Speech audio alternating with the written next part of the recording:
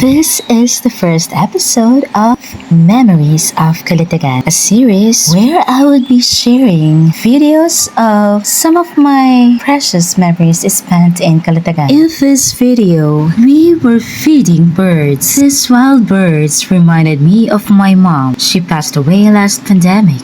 When she was still alive, she used to feed the birds in here, and so the birds were so used to being fed. They always gather in the morning because my mom always have bread.